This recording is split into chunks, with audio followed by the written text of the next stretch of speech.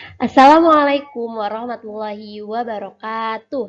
Selamat pagi adik-adik, bertemu lagi dengan kakak, Kak Salwa. Sebelum pembelajaran dimulai, kakak ingin menanyakan kabar kalian semua nih. Apa kabar semuanya? Kakak harap semoga kalian selalu pada sehat ya. Amin, amin ya robbal alamin. Baik, hari ini kakak akan mengajarkan kalian yaitu tema 2 bermain di lingkunganku, subtema 3 bermain di lingkungan sekolah, digabungkan dengan subtema 4 bermain di tempat wisata. Jadi hari ini kita belajar dua pembelajaran ya, pembelajaran 2 dan 3. Muatan terpadunya itu ada bahasa Indonesia, PPKN, matematika, dan SBDP. Kenapa sih Kak dua pembelajaran gitu? Kakak gabung dua pembelajaran karena kalian kan pengen PTS sebentar lagi. Jadi pembelajarannya itu sedikit dipadatkan ya adik-adik. Semoga dengan digabungkan pembelajaran ini tidak mematahkan semangat kalian ya. Kalian harus semangat terus untuk PTS-nya supaya PTS-nya mendapatkan nilai yang bagus. Amin. Baik, kita memulai pembelajarannya ya. Pembelajaran yang pertama ada bahasa Indonesia dengan materi menuliskan cerita berdasarkan pengamatan gambar. Nah, di sini ada ayo menulis cerita dari pengamatan gambar di sekolah. Amatilah gambar dengan cermat, misalnya wujud benda pada gambar, lalu dengarkan gurumu dengan saksama.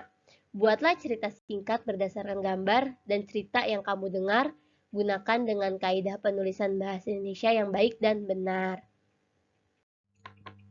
Baik, di sini terdapat satu gambar ya. Diperhatikan baik-baik ya. Di dalam gambar ini tuh ada dua orang siswa laki-laki dan satu orang siswa perempuan. Di gambar ini tuh menjelaskan tentang cerita mengamati benda. Dengarkan baik-baik ya.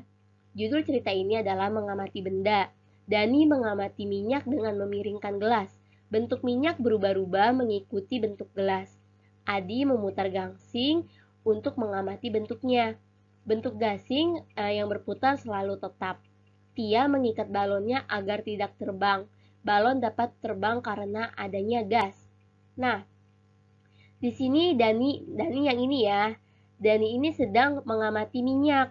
Minyaknya itu tuh ditaruh di gelas, lalu dia memiringkan gelas gitu. Apakah kalau misalnya minyaknya ditaruh di gelas, kalau misalnya dimiringkan itu apakah minyaknya akan jatuh atau tidak? Coba uh, kakak tanya, minyaknya akan jatuh atau tidak ya? Nah, betul, minyaknya itu akan jatuh karena gelasnya dimiringkan. Karena minyak itu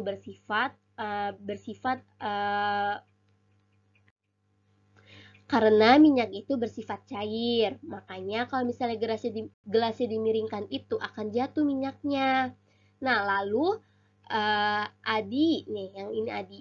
Adi sedang memutar gasing. Nih, permainan gasing. Ada yang pernah mainkan gansing belum? Gansing itu seperti ini ya. Nah, Adi itu memutarkan gansing untuk mengamati bentuknya. Coba bentuknya berubah atau tidak ya? Betul, bentuknya itu tuh tidak berubah ya, karena gasing itu bersifat benda padat, dia tuh tidak berubah. Nah, lalu selanjutnya adalah Tia nih. Tia sedang membaca buku sambil memegang balon. Kenapa balonnya diikat sama Tia ya? Karena tadi apa? Agar tidak terbang. Kenapa balon kalau misalnya dilepas itu terbang? Karena dia itu bersifat gas. Di dalam balon ini tuh ada gas. Kalau misalnya dia dipecahkan itu balonnya akan kempes. Dan kalau misalnya dilepas dari ikatan,nya balonnya akan terbang. Begitu ya adik-adik? Oke, selanjutnya membuat pertanyaan tentang keragaman benda. Keragaman benda dapat diketahui melalui pematahan gambar dan teks cerita. Nah, yang dimaksud pengamatan gambar ini yaitu gambar sebelumnya yang kakak sudah tunjukkan kepada adik-adik ya, yang ada teks ceritanya juga yaitu tentang mengamati benda. Nah, setelah membaca teks, kita juga dapat membuat pertanyaan. Ingat kembali penggunaan kata tanya yang sesuai yaitu apa, siapa, mengapa, bagaimana, kapan, dan di mana. Semisalnya, siapa? Kakak tanya, siapa yang memegang balon? Dan nanti adik-adik jawab siapa coba yang memegang balon. Nanti adik-adik lihat ke gambar yang sebelumnya kakak tunjukkan ya. Nah, seperti itu ya adik-adik. Ikut dengan lafal dan intonasi yang tepat. Di sini ada cerita tentang wisata ke kebun raya. Komang dan teman-teman akan pergi berwisata ke kebun raya. Mereka akan pergi menggunakan bus. Sebelum berangkat, Bu Guru meminta siswa memeriksa kembali peralatan yang dibawa. Setiap siswa membawa bekal makanan, minuman, dan jas hujan. Di kebun raya, mereka mengamati tanaman anggrek dan pergi ke museum zoologi. Di dalam museum, mereka mengamati fosil hewan purbakala. Semua siswa tampak senang dan dapat bermain sambil belajar. Selanjutnya ada membuat kalimat tentang keragaman benda. Mengetahui pasang benda, kamu dapat membuatnya menjadi sebuah kalimat. Sebelum membuat kalimat, ketahuilah makna kata terlebih dahulu. Perhatikan contoh berikut ya, di sifat dan maknanya. Katanya itu ada jungkat-jungkit. Makna jungkat-jungkit yaitu mainan bergerak-gerak turuni. Nah, ada kata bangku. Bangku itu yaitu bentuk tempat duduk. Kalimat menggunakan kata jungkat-jungkit dan bangku yaitu, nah di sini contoh kalimat jungkat-jungkit ya. Kalimatnya yaitu di taman bermain terdapat alam dan jungkat-jungkit. Siapa yang pernah main jungkat-jungkit? Misalnya di taman atau enggak di sekolahannya ada gitu. Nah, jungkit. Selanjutnya yaitu ada bangku. Nah, setelah lelah bermain, Ida beristirahat di bangku taman. Seperti itu ya. Nah, yang kakak garis bawah ini tuh kata-katanya, contoh katanya seperti jungkat-jungkit dan bangku. Seperti itu ya adik-adik. Adik, muatan terpadu selanjutnya yaitu PPKN. Nah, PPKN ini yaitu menjelaskan aturan di tempat wisata dan di rumah. Di tempat umum terdapat aturan. Kita harus mentaati aturan yang berlaku. Di tempat umum itu pasti kalau misalnya kalian ke tempat wisata, pasti kan ada aturan-aturannya yang kalian harus taati. Contoh aturan di tempat umum itu yang pertama, pemilihan. Pasti kalau misalnya di tempat umum ada buanglah sampah pada tempatnya, dijaga kebersihannya gitu ya. Nah, selanjutnya mengantri saat membeli karcis gitu. Jadi kita tidak boleh menyela orang yang di depan kita yang seharusnya itu tuh mereka sudah mendapatkan karcis duluan, tetapi kita menyelak gitu. Kita mendahuluinya. Nah, itu tidak boleh ya. Jadi harus mengantri gitu. Nah, selanjutnya beberapa aturan di rumah sama seperti aturan di tempat umum. Contoh aturan di rumah yaitu membuang sampah pada tempatnya. Pasti kalian kalau misalnya habis jajan di rumah atau nggak habis makan cemilan, pasti orang tua kalian selalu bilang, ayo dibuang sampahnya ke tempat sampah ya. Nah, itu salah satu aturan di rumah ya adik-adik. Selanjutnya menjaga barang-barang agar tidak hilang. Nah, barang-barangnya itu tuh harus dijaga dengan baik agar tidak hilang. Terus kalau misalnya habis memakai sesuatu itu tuh ditaruh di tempatnya agar tidak hilang juga. Begitu ya adik-adik. Muatan terpadu selanjutnya yaitu matematika. Matematika ini lagi menjelaskan tentang menyelesaikan soal yang berkaitan dengan pembagian. Kamu dapat menghitung hasil pembagian dengan cara pengurangan berulang. Perhatikan contoh berikut. Dedi mempunyai 24 butir kelereng.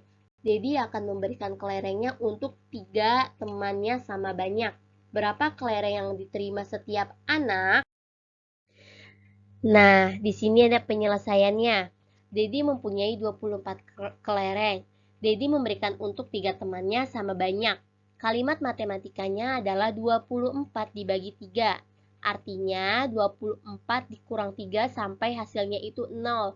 Nah, kita hitung 3-nya itu tuh ada berapa sampai hasilnya itu tuh 0 ya.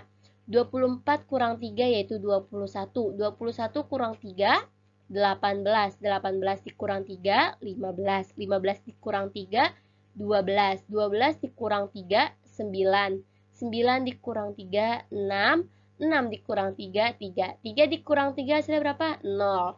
Nah, 3-nya itu tuh buat kita hitung 1, 2, 3, 4, 5, 6, 7, 8. Berarti pengurangannya itu sebanyak 8 kali.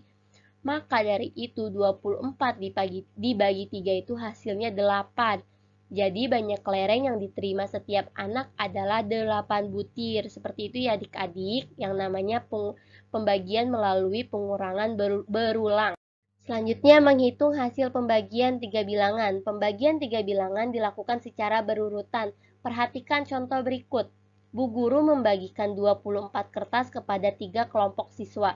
Kertas tersebut dibagi kepada 2 anggota kelompoknya. Berapa lembar kertas yang diterima setiap anggota kelompok? Nah, di sini penyelesaiannya itu 24 dibagi 3 lalu dibagi 2. Nah, kita hitung dulu depannya 24 dibagi 3. Tadi kan kita sebelumnya sudah menghitungnya. 24 dibagi 3 itu hasilnya 8.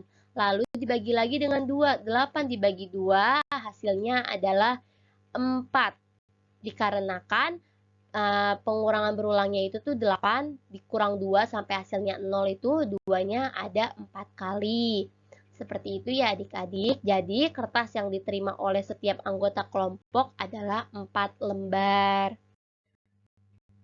Baik, muatan selanjutnya yaitu P. Sini lagi menjelaskan tentang gambar imajif. Gambar imajif merupakan dari khayalan gambar jenis alat berupa buku gambar, pensil warna, penggaris, dan penghapus. Jika kamu menggunakan krayon, kamu dapat mewarnai dengan cara gradasi atau gelap terang. Terdapat langkah-langkah mewarnai dengan cara gradasi. Yang pertama itu, gambarlah sketsa dengan pensil. Nanti adik-adik menggambar sekreatif adik-adik, sesuai imajinasi adik-adik, sesuai hayalan adik-adik ya. Misalnya adik-adik pengen menggambar pemandangan gunung, itu nggak apa-apa. Misalnya gambar ikan seperti di contoh juga nggak apa-apa. Nah, selanjutnya warnailah bagian tepi gambar dengan warna gelap. Nah, tepi gambar ini, yaitu dengan tepi gambar yang di sini yang pinggirannya ya adik-adik. Nah, adik-adik mewarnainya dengan warna yang gelap.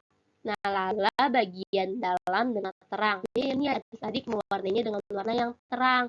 Seperti itu cara mewarnai gambar dengan cara gradasi. Baik adik-adik, kita sudah sampai di penghujung pembelajaran ya. Terima kasih untuk adik-adik yang soleh dan soleha karena telah semangat mengikuti pembelajaran hari ini. Jangan lupa mengerjakan tugas yang telah kakak berikan ya. Dan semangat juga untuk belajarnya karena kalian sebentar lagi akan melaksanakan PTS. Sampai jumpa di pembelajaran berikutnya adik-adik. Wassalamualaikum warahmatullahi wabarakatuh.